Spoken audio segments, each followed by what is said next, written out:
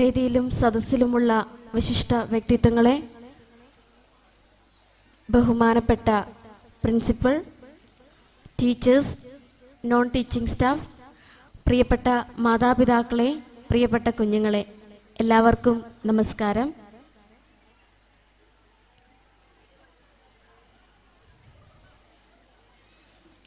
പുഷ്പഗിരിയിൽ senior secondary സ്കൂളിൻ്റെ annual ഡേയുടെ ഭാഗമായി ഇവിടെ ഇന്ന് ഈ വേദിയിൽ വന്ന് നിൽക്കാൻ സാധിച്ചതിൽ ഒരുപാട് സന്തോഷം. ഒരുപാട് വളർച്ചയുടെയും ഉന്നമനത്തിൻ്റെയും ഒക്കെ ഒരു ആഘോഷമാണ് ഇന്നിവിടെ നടക്കുന്ന ബ്ലേസ് 2025 എന്ന് ഞാൻ മനസ്സിലാക്കുന്നു. ഇന്ന് ഈ വേദിയിലേക്ക് എന്നെ ക്ഷണിച്ച ബഹുമാനപ്പെട്ട മാനേജ്മെൻറ്റിനും സ്കൂൾ പ്രിൻസിപ്പാളിനും ബിജു സാറിനും ഇവിടെ കൂടിയിരിക്കുന്ന നിങ്ങൾക്കെല്ലാവർക്കും എൻ്റെ ഹൃദയത്തിൽ നിന്നുള്ള നന്ദി അറിയിക്കുന്നു.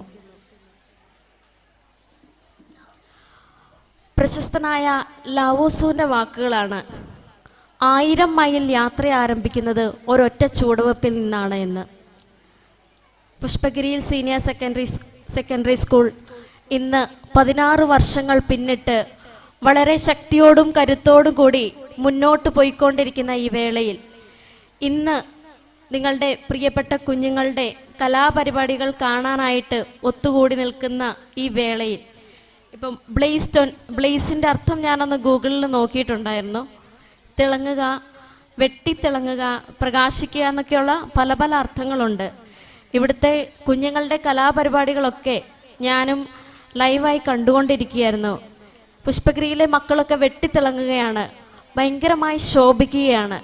ഒരുപാട് സന്തോഷം തോന്നി ഇങ്ങനെ ഒരു വേദിയിലേക്ക് വന്ന് നിൽക്കാനായിട്ട് സാധിച്ചപ്പോൾ. ബഹുമാനപ്പെട്ട ജോസ് കുര്യൻ സാറ് ഇവിടെ പ്രസംഗിക്കുന്നതിന് മുൻപ് വരെ എൻ്റെ മനസ്സിലുണ്ടായിരുന്ന ഒരു സ്പീച്ച് എന്ന് പറയുന്നത് വേറൊന്നായിരുന്നു. ഞാൻ ഇങ്ങോട്ടേക്ക് പറയാനായി പ്രിപ്പയർ ചെയ്ത് വന്നിരുന്ന ഒരു പ്രസംഗം വേറെ തന്നെയായിരുന്നു. പക്ഷേ സാറിൻ്റെ പ്രസംഗം കേട്ടപ്പോൾ എനിക്ക് തോന്നി അതല്ല വേണ്ടത്, മറിച്ച് കുറച്ചും കൂടി ഒന്ന് ഇന്നത്തെ കാലഘട്ടത്തിന് അല്ലെങ്കിൽ ഇന്നത്തെ കുട്ടികൾക്ക് ആവശ്യമായിട്ടുള്ള ഒരു കാര്യം എൻ്റെ ജീവിതം കൊണ്ട് ഒരു മെസ്സേജായി കൊടുക്കുകയായിരിക്കും ഞാനിവിടെ വന്ന് നിൽക്കുന്നതിൻ്റെ ഉദ്ദേശം കൊണ്ട് നല്ലത് എന്നെനിക്ക് തോന്നി. നമുക്കറിയാം, നമ്മളൊക്കെ എന്നും കേട്ട് വളരുന്ന ഒരു കാര്യമാണ് സ്വപ്നം കാണുക എന്ന് പറയുന്നത്. നമുക്കെല്ലാവരും സ്വപ്നം കാണാനും പറഞ്ഞു തരികയുണ്ട്. നമ്മുടെ ഡോക്ടർ APJ അബ്ദുൽ കലാം പറഞ്ഞിട്ടുണ്ട്, നിങ്ങൾ ഉറങ്ങുമ്പോൾ കാണുന്നതല്ല, നിങ്ങളുടെ ഉറക്കം കെടുത്തുന്നതായിരിക്കണം നിങ്ങളുടെ സ്വപ്നമെന്ന്. ഇന്ന് എൻ്റെ ഒരു സ്വപ്നം ഒന്നെന്ന് ഞാൻ പറയുന്നില്ല, കാരണം അതൊരു ദൈവനിന്ദയായി പോകും. കാരണം ഞാൻ ഉദ്ദേശിച്ചതിൽ കൂടുതൽ ഉയരങ്ങളിലേക്ക് ദൈവം എന്നെ ഉയർത്തി എന്ന് ഞാൻ നന്ദിയോടെ ഓർക്കുകയാണ് ഈ നിമിഷം. അപ്പോൾ നമ്മൾ ഒരുപാട് സ്വപ്നങ്ങളും പ്രതീക്ഷകളും ഒക്കെയായിട്ടാണ് ദിനം പ്രതി നമ്മൾ ജീവിക്കുന്നത്. നമ്മുടെ ചുറ്റുപാടുകളിൽ നിന്ന് നമ്മളെപ്പോഴും കേട്ടുകൊണ്ടിരിക്കുന്നതുമായിട്ടുള്ള കാര്യം നമ്മൾ സ്വപ്നം കാണുക, സ്വപ്നം കാണുക. ഇപ്പോൾ വിദ്യാർത്ഥിനികൾ ഏറ്റവും കൂടുതൽ കേട്ടുകൊണ്ടിരിക്കുന്ന ഒരു കാര്യമായിരിക്കാം സ്വപ്നം കാണുക എന്നുള്ളത്. ഒരുപാട് സ്വപ്നങ്ങളുണ്ടെങ്കിൽ മാത്രമേ നമുക്ക് മുന്നോട്ട് പോകാനായിട്ട് സാധിക്കത്തുള്ളൂ. ഇങ്ങനെ സ്വപ്നം കാണുക എന്ന് എല്ലാവരും പറഞ്ഞു തരുമ്പോഴും നമ്മൾ തന്നെ മനസ്സിലാക്കേണ്ട ഒരു കാര്യമുണ്ട്. ഒരുപാട് സ്വപ്നങ്ങളുമായി നമ്മൾ മുന്നോട്ട് പോകുമ്പോൾ ഒരുപാട് പ്രശ്നങ്ങളും പ്രതിസന്ധികളും നമ്മുടെയൊക്കെ ജീവിതത്തിൽ ഉണ്ടാകാം. ഈ പ്രശ്നങ്ങളെയും പ്രതിസന്ധികളെയും അതിജീവിച്ച് മുന്നോട്ട് പോകുമ്പോൾ മാത്രമേ നമ്മുടെ സ്വപ്നങ്ങളെ വിജയകരമായി നമ്മളിലേക്ക് നേടിയെടുക്കാനായിട്ട് നമുക്ക് സാധിക്കത്തുള്ളൂ. ഈ പ്രശ്നങ്ങളെയും പ്രതിസന്ധികളെയും അതിജീവിച്ച് മുന്നോട്ട് പോയത് കൊണ്ട് മാത്രമല്ല, നിരന്തരം വരുന്ന വെല്ലുവിളികളെ തരണം ചെയ്യുവാനും അതിൽ നിന്നുള്ള പാഠങ്ങൾ ഉൾക്കൊള്ളുവാനായിട്ടുമുള്ള ഒരു ശ്രമം നമ്മുടെ ഭാഗത്തുനിന്ന് നിരന്തരമായിട്ടുണ്ടെങ്കിൽ മാത്രമേ നമ്മൾ കാണുന്ന സ്വപ്നങ്ങളിലേക്ക് നമുക്ക് എത്തിപ്പെടാനായിട്ട് സാധിക്കത്തുള്ളൂ. നമ്മൾ ആഗ്രഹിക്കുന്ന സ്വപ്നങ്ങളിൽ നമ്മളത് സക്സസ് ആയെങ്കിൽ പോലും പിന്നീട് ഒരു സ്വപ്നം കാണാതിരിക്കുക എന്നുള്ളതല്ല, മറിച്ച് വീണ്ടും വീണ്ടും നമ്മൾ സ്വപ്നങ്ങൾ കണ്ടുകൊണ്ടേയിരിക്കണം. കാരണം ജീവിതത്തിൽ പ്രതീക്ഷകളും സ്വപ്നങ്ങളും മാത്രമാണ് മനുഷ്യനെ മുന്നോട്ട് നയിക്കുന്ന ഏറ്റവും വലിയ കാര്യം.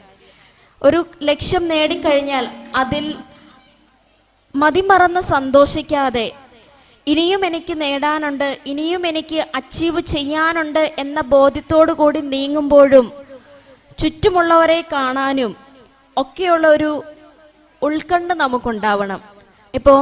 ഇപ്പോൾ സ്കൂളിൻ്റെ ആനുവൽ ഡേ ഫംഗ്ഷനാണ്. നമ്മൾ കൂടുതലായിട്ടും വിദ്യാഭ്യാസം എന്താണെന്നും വിദ്യാഭ്യാസത്തിൻ്റെ പങ്ക് എന്താണെന്നും ഒരു വിദ്യാലയത്തിൻ്റെ ധർമ്മം എന്താണെന്നും ഒക്കെ നമ്മൾ തുടരെ കേട്ടുകൊണ്ടേയിരിക്കും. എന്താണ് യഥാർത്ഥത്തിൽ വിദ്യാഭ്യാസം? ആരെങ്കിലും പറയുമോ? ആരും ഒന്നും പറയുന്നില്ലല്ലോ. എൻ്റെ അടുത്ത് ബിജു സാറ് പറഞ്ഞത് ഞങ്ങൾ നാട്ടിൻപുറത്തെ ഉള്ളൊരു സ്കൂളാണെങ്കിലും ഭയങ്കര ആക്റ്റീവായിട്ടുള്ള മെമ്പേഴ്സാണ് ഞങ്ങളുടെ വിദ്യാർത്ഥികളും മാതാപിതാക്കളും എന്നൊക്കെയാണ് പറഞ്ഞത്. വിദ്യാഭ്യാസം എന്നത് നമുക്കെല്ലാവർക്കും പല ചിന്തകളായിരിക്കാം മനസ്സിലോട്ട് കടന്നു വരുന്നത്. വിദ്യാഭ്യാസം എന്നത് നമ്മൾ യഥാർത്ഥത്തിൽ പാഠപുസ്തകങ്ങളിൽ പഠിച്ചു പോകുന്ന ചില കാര്യങ്ങൾ മാത്രമല്ല. വിദ്യാഭ്യാസം എന്നതുകൊണ്ട് ഉദ്ദേശിക്കുന്നത് നമ്മുടെ ചുറ്റുപാടുകളിൽ നിന്നുള്ള പഠനമാണ്. ഈ ലോകത്ത് നമ്മൾ മാത്രമല്ലാതെ ചലിക്കുന്നതും ചലിക്കാത്തതും സംസാരിക്കുന്നതും സംസാരിക്കാത്തതുമായ ഒരുപാട് ജീവികളും ജീവജാലങ്ങളും ജീവിച്ചിരിപ്പുണ്ട്, അല്ലെങ്കിൽ ജീവിക്കുന്നു എന്ന യാഥാർത്ഥ്യത്തെ ഉൾക്കൊള്ളലാണ് യഥാർത്ഥത്തിൽ വിദ്യാഭ്യാസം എന്നതുകൊണ്ട് ഉദ്ദേശിക്കുന്നത്.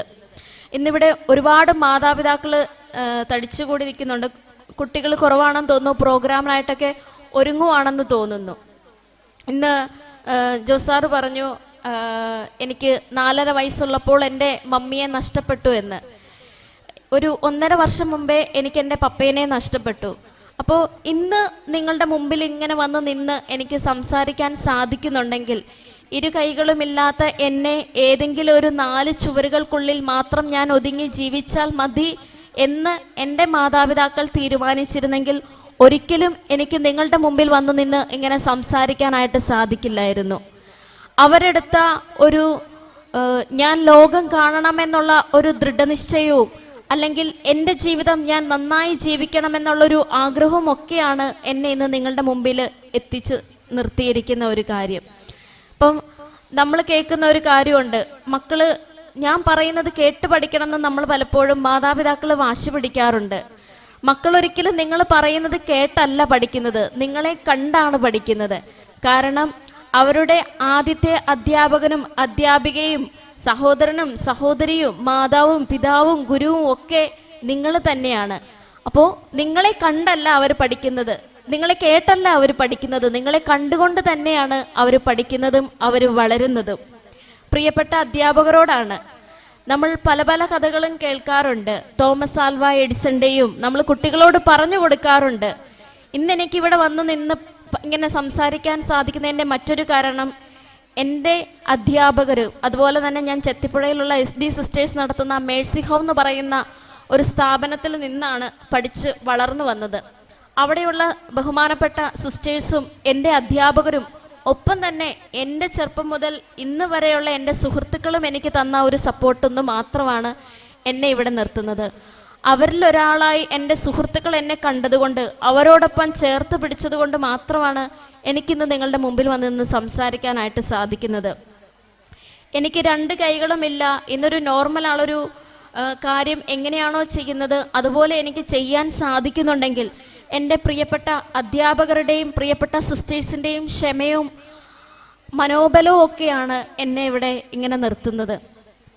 ഇന്ന് ഒരുപാട് സമുന്നരും വിശിഷ്ട വ്യക്തിത്വങ്ങളും ഒക്കെ അണിനിരക്കുന്ന ഈ വേളയിൽ, ഇന്നിൻ്റെ തന്നെ വാഗ്ദാനങ്ങളായ ഒരു പറ്റം കുഞ്ഞുങ്ങൾ നിറഞ്ഞിരിക്കുന്ന ഈ വേദിയിൽ എൻ്റെ ജീവിതം കൊണ്ട് എനിക്ക് നിങ്ങളോട് പറയുവാൻ ഒന്ന് മാത്രമേ ഉള്ളൂ. മനസ്സാണ് എല്ലാം. മറ്റുള്ളവർ നമ്മളെ കൊണ്ട് അസാധ്യമെന്ന് പറയുന്ന കാര്യങ്ങൾ ചെയ്യുമ്പോഴാണ് യഥാർത്ഥത്തിൽ നമ്മളൊക്കെ മികവുറ്റവരാകുന്നത്. പക്ഷേ നമ്മുടെയൊക്കെ ജീവിതത്തിൽ ആകസ്മികമായി എന്തും സംഭവിക്കാം എന്ന മുൻകൂട്ടിയുള്ള ഒരു തിരിച്ചറിവ് നമുക്കുണ്ടാകണം. പ്രശ്നങ്ങൾ നമ്മളെ കരുത്തരാക്കാം, അല്ലെങ്കിൽ ദുർബലരാക്കാം. പക്ഷെ ഈ ഓരോ അവസ്ഥകളോടുമുള്ള പ്രതികരണവും മനോഭാവവും ഒക്കെയാണ് നമ്മളെ നാം ആക്കുന്നതും നമ്മളെ മറ്റുള്ളവരിൽ നിന്ന് വ്യത്യസ്തരാക്കുന്നതും. ഇന്ന് ജോസാർ എൻ്റെ ഒരു വാക്ക് പ്രത്യേകമായി എടുത്തു പറയുകയുണ്ടായി. ഞാൻ എൻ്റെ കുറവുകളെ അല്ല എൻ്റെ കഴിവുകളെ ആണ് ധ്യാനിക്കുന്നതെന്ന്. അപ്പം ഞാൻ എൻ്റെ കുറവുകളെ എണ്ണുകയല്ല, പകരം ദൈവം എന്നിൽ നിറച്ചിരിക്കുന്ന എൻ്റെ കഴിവുകളെയാണ് ഞാൻ ധ്യാനിക്കുന്നത്. അതുമായിട്ടാണ് ഞാൻ മുന്നോട്ട് പോകുന്നത്, ജീവിക്കുന്നത്. ഒരു 60% ഡിസബിലിറ്റിയോട് കൂടി ജനിച്ച് അതുമായി ജീവിച്ചെന്ന് മാത്രമല്ല പൊരുതി ജീവിച്ചെന്ന് പറയുന്നതായിരിക്കും നല്ലത്. ദിനം പ്രതി ഒരുപാട് പ്രതിസന്ധികളും അടുത്തത് എന്താണ് എന്ന് അറിയാൻ പാടില്ലാത്ത ഒരുപാട് പ്രശ്നങ്ങളും പ്രതിസന്ധികളും ദിനം പ്രതി ഫേസ് ചെയ്യുമ്പോൾ, അല്ലെങ്കിൽ എങ്ങനെ എന്നുള്ള ഒരുപാട് ചോദ്യങ്ങളുടെ മുന്നിൽ ഇങ്ങനെ എന്ന് പറയാൻ പോലും പലപ്പോഴും അവസരം നിഷേധിക്കപ്പെടുമ്പോൾ ഒക്കെ എനിക്ക് ജീവിക്കാൻ സാധിക്കുന്നുവെങ്കിൽ എൻ്റെ മുന്നിലിരിക്കുന്ന പ്രിയപ്പെട്ടവരെ, നിങ്ങൾക്ക് ഒരുപാട് ഉന്നതങ്ങളിലേക്ക് എത്താനായിട്ട് സാധിക്കും എന്ന് എനിക്ക് ഉറപ്പുണ്ട്. ഒരുപാട് സന്തോഷം ഇന്ന് ഈ പുഷ്പഗിരിയിൽ സ്കൂളിൻ്റെ ആനുവൽ ഡേയുടെ ഭാഗമായി ഈ ബ്ലേസ് 2025 എത്താൻ സാധിച്ചതിൽ. ഒപ്പം തന്നെ ബ്ലേസ് 2025 ഔപചാരികമായ ഉദ്ഘാടനം ചെയ്തതായി പ്രഖ്യാപിച്ചുകൊള്ളുന്നു. നമ്മുടെ എല്ലാവരുടെയും മനസ്സിൽ എപ്പോഴും ഉണ്ടാവേണ്ട ഒരു കാര്യമാണ്, നമ്മൾ എന്തൊക്കെ പ്രതിസന്ധികളുണ്ടായാലും എന്തൊക്കെ പ്രശ്നങ്ങളുണ്ടായാലും മുന്നോട്ട് തന്നെ പോവുക എന്നുള്ളത്. മാർട്ടിൻ ലൂതർ കിങ് പറയുന്നത് പോലെ, നിങ്ങൾക്ക് പറക്കാൻ കഴിയില്ലെങ്കിൽ ഓടുക, ഓടാൻ കഴിയില്ലെങ്കിൽ നടക്കുക, നടക്കാൻ കഴിയില്ലെങ്കിൽ ഇഴയുക. പക്ഷേ ചെയ്യുന്നത് എന്തു തന്നെ ആയാലും മുന്നോട്ട് പോകാം. നമുക്ക് മുന്നോട്ട് തന്നെ പോകാം. എല്ലാവർക്കും എല്ലാവിധ ആശംസകളും നേരുന്നു. Thank you.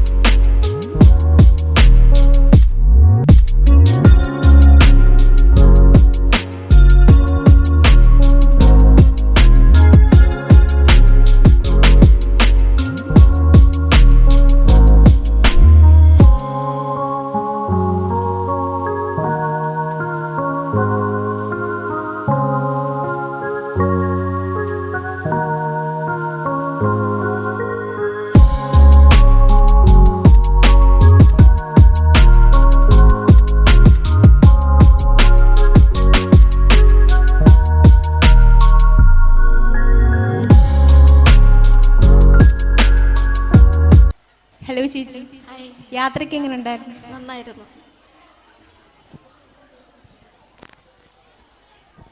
എൻ്റെ പേര് ഷാദ. ഞാൻ 12th പഠിക്കുന്നത്. ശരീരത്തിലെ എല്ലാ അവയവങ്ങളും പ്രധാനപ്പെട്ടതാണ്. അതിൽ ഏതെങ്കിലും ഒന്ന് പണിമുടക്കിയാൽ അത് നമ്മുടെ ജീവിതത്തെ തന്നെ അവതാളത്തിലാക്കും എന്നുള്ളൊരു കാര്യം നമ്മൾ മനസ്സിലാക്കിയിട്ടുള്ളതാണ്. എന്തിനും ഒരു ഒഴിവ് കഴിവുകൾ പറയുന്ന ഈ ഒരു സമൂഹത്തിൽ എനിക്കത് ഉണ്ടായിരുന്നുവെങ്കിൽ ഞാനെങ്ങനെ ആയേനെ, അല്ലെങ്കിൽ ഞാനത് ചെയ്തേനെ എന്ന് പറയുന്നവരോട് എന്താണ് ചേച്ചിക്ക് പറയാനുള്ളത്?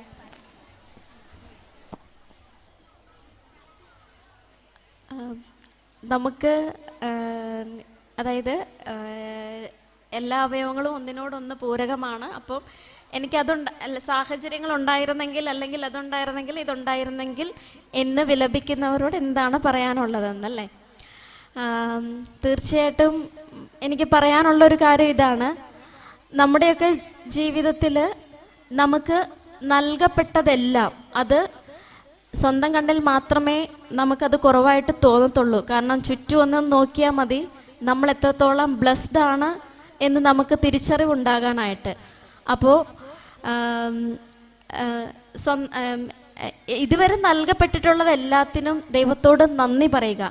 പിന്നെ നമ്മൾ എങ്ങനെ ജനിച്ചു എന്നോർത്ത് വിലപിച്ചുകൊണ്ടിരിക്കുന്നതിന് പകരം നമ്മളെങ്ങനെ ജീവിക്കുന്നു, നമ്മളെങ്ങനെ ജീവിച്ചു മരിക്കുന്നു എന്നതിലേക്ക് കോൺസെൻട്രേറ്റ് ചെയ്യുവാണെന്നുണ്ടെങ്കിൽ നമുക്ക് നല്ലൊരു ജീവിതവും ഈ പറയുന്ന എന്തും നേടാനായിട്ട് നമുക്ക് സാധിക്കും എന്നാണ് എനിക്ക് തോന്നുന്നത്.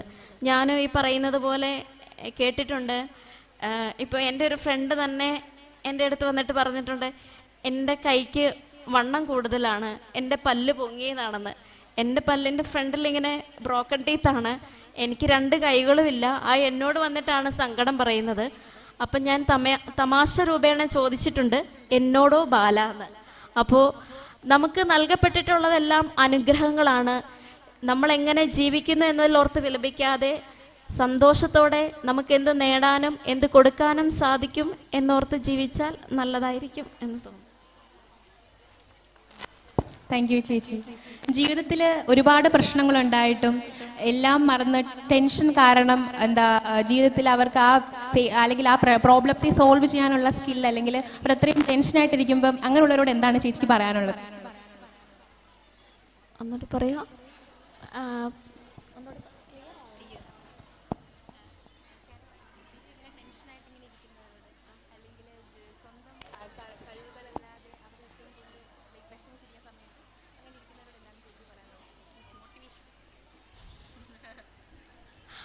ഓക്കെ, ജീവിതത്തിൽ വിഷമിച്ചിരിക്കുന്നവരോട് പറയാനുള്ളത്, നമ്മൾ പ്രതിസന്ധികളെ അതിജീവിച്ചാൽ മാത്രമേ നമുക്ക് മുന്നോട്ട് പോകാനായിട്ട് സാധിക്കത്തുള്ളൂ. കാരണം ജീവിതം മുന്നോട്ടേക്ക് ഇങ്ങനെ കടക്കുവാണ്.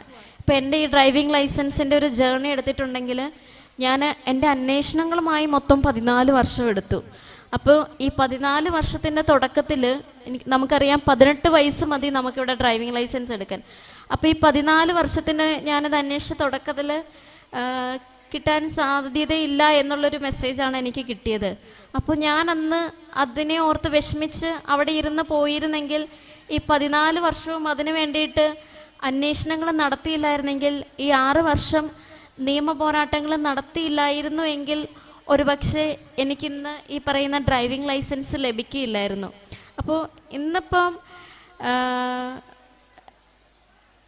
ആ ഒരു എന്താ പറയുക, ആ ഒരു സക്സസ് അല്ലെങ്കിൽ ഏത് കാര്യം തന്നെയാണെങ്കിലും നമ്മുടെ ആരുടെ ജീവിതത്തിലാണെങ്കിലും നമ്മൾ ഓരോന്നിനെയും അതിജീവിച്ചെങ്കിൽ മാത്രമേ നമുക്ക് മുന്നോട്ട് പോകാനായിട്ട് സാധിക്കത്തുള്ളൂ. ഇപ്പോൾ ചിലപ്പോൾ എനിക്ക് തന്നെ തോന്നിയിട്ടുണ്ട്, ഇനി എനിക്ക് മുന്നോട്ട് പോകാനായിട്ട് പറ്റത്തില്ല, ഞാൻ പ്രതീക്ഷിക്കുന്ന പോലെ ഒന്നുമല്ല, നേരെ ഓപ്പോസിറ്റാണ്, അതിലും വിപരീതമാണ് കാര്യങ്ങൾ സംഭവിക്കുന്നതെന്ന് എനിക്ക് പലപ്പോഴും തോന്നിയിട്ടുണ്ട്.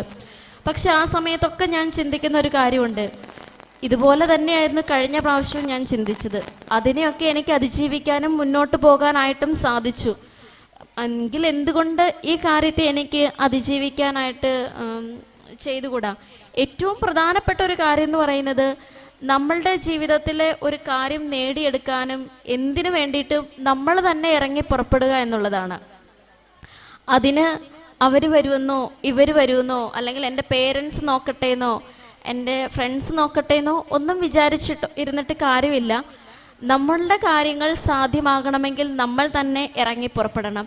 പകരം എനിക്ക് ഇങ്ങോട്ട് സഹായം കിട്ടും എന്നുള്ള ചിന്തയ്ക്ക് പകരം എനിക്കെങ്ങനെ സമൂഹത്തിന് അല്ലെങ്കിൽ മറ്റുള്ളവർക്ക് സഹായം ചെയ്യാൻ സാധിക്കും എന്നൊരു ചിന്തയോട് കൂടി പ്രവർത്തിക്കുകയാണെന്നുണ്ടെങ്കിൽ കുറച്ചും കൂടി എളുപ്പമായി എന്നെനിക്ക് തോന്നുന്നു. ചേച്ചി, ഞാൻ അനാമിക. ഞങ്ങളുടെ നാടിനെക്കുറിച്ചും അറിഞ്ഞിടത്തോളം ഞങ്ങളുടെ സ്കൂളിനെ കുറിച്ചുമുള്ള ചേച്ചിയുടെ അഭിപ്രായം എന്താണ്? വളരെ നല്ല അഭിപ്രായമാണ്. കാരണം ഞാൻ ഈ കൊല്ലത്തേക്ക് അധികം ഒന്നും വന്നിട്ടില്ല, ഞാൻ ഇതിലെയൊക്കെ പാസ് ചെയ്ത് പോയിട്ട് മാത്രമേ ഉള്ളൂ. ബിജു സാറ് പറഞ്ഞിരുന്നു, ഞാൻ സ്പീച്ചിൽ മെൻഷൻ ചെയ്തിരുന്നു, ഞങ്ങളുടെ ഒരു നാട്ടിൻ പുറത്തുള്ള സ്കൂളാണ്, അതുകൊണ്ട് തന്നെ ഭയങ്കര ശാന്തമായിരിക്കുമെന്നൊക്കെ. പക്ഷേ നല്ല ബ്രില്യൻ്റ് ആയിട്ടുള്ള കുട്ടികളാണ്. അതുപോലെ തന്നെ മാനേജ്മെൻറ്റ് നിങ്ങൾക്ക് എല്ലാ കാര്യത്തിലും എല്ലാവിധ സപ്പോർട്ടുമായിട്ട് ഇങ്ങനെ ഒരു ഹെൽത്തി ആയിട്ടുള്ള ഒരു ടീം തന്നെ നിങ്ങളെ മുന്നിൽ നിന്ന് നയിക്കാനുണ്ട്. അത് നിങ്ങളുടെയൊക്കെ ഒരു വലിയ ഭാഗ്യമാണ്. പിന്നെ ഈ പറയുന്നത് പോലെ തന്നെ നിങ്ങളുടെ മുന്നിൽ വലിയ അവസരങ്ങളാണ് തുറന്നു കിടക്കുന്നത്, ഈ സ്കൂൾ ഒരുക്കുന്നതും എല്ലാം കൊണ്ടും. അപ്പം കുട്ടികളത് മാക്സിമം യൂട്ടിലൈസ് ചെയ്യുക, നമ്മുടെ മാക്സിമത്തിലേക്ക് കൊണ്ടുപോകുക, മാക്സിമത്തിലേക്ക് നമ്മൾ എത്താൻ ശ്രമിക്കുക എന്നുള്ളൊരു കാര്യം കൂടി.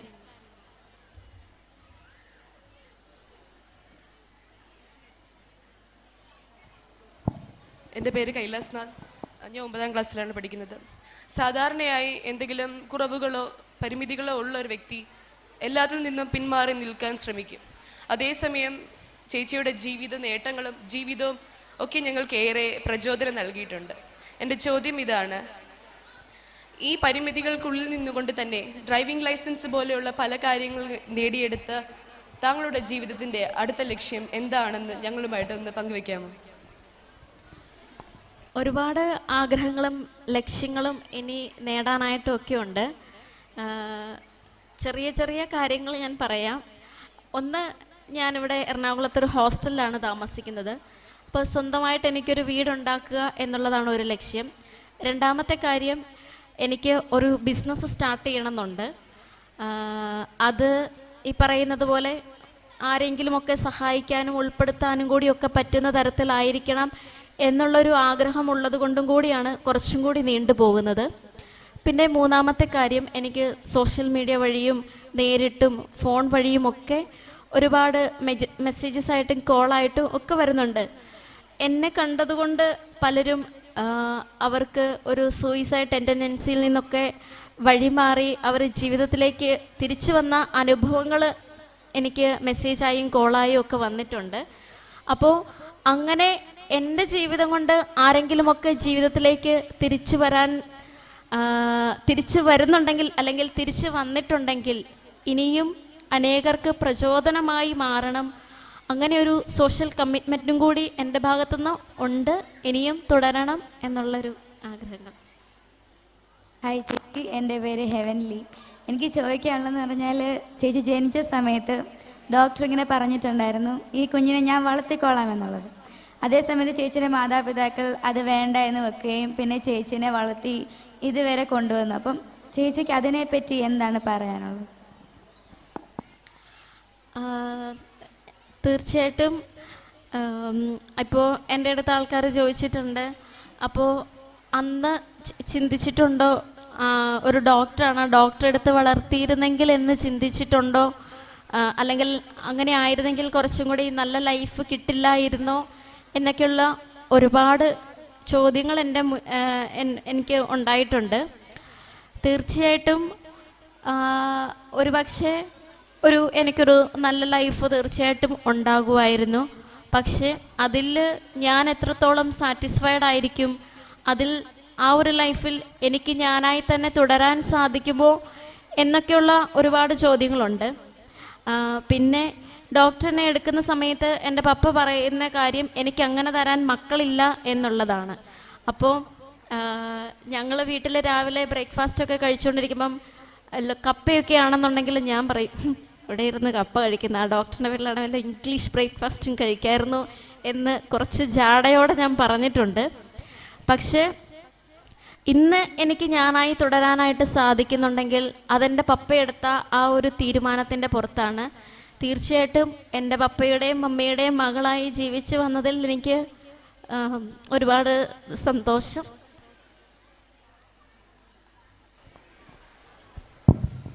നമസ്കാരം ചേച്ചി, ഞാൻ അബ്ദുള്ള.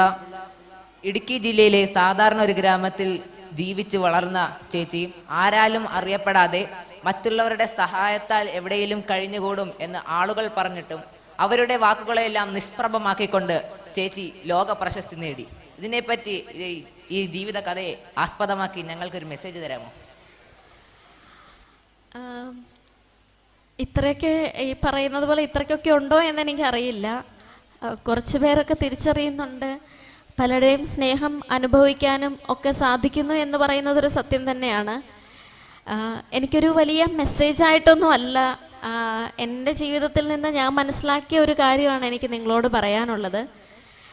കാരണം നിങ്ങൾക്ക് എന്ത് ചെയ്യാൻ സാധിക്കില്ല എന്ന് പറയേണ്ടത് മറ്റൊരാളല്ല. നിങ്ങൾക്ക് എന്ത് സാധിക്കുമെന്നോ സാധിക്കില്ല എന്നോ പറയേണ്ടത് നിങ്ങൾ തന്നെ ആയിരിക്കണം. അതിൻ്റെ പവർ എപ്പോഴും നിങ്ങളുടെ കയ്യിൽ തന്നെ ആയിരിക്കണം. ആ ഒരു മെസ്സേജാണ് എനിക്ക് തരാനും പറയാനുള്ളത്. അപ്പോൾ ഒരിക്കൽ കൂടി എൻ്റെ ഹൃദയത്തിൽ നിന്നുള്ള നന്ദി അറിയിക്കുന്നു. Thank you.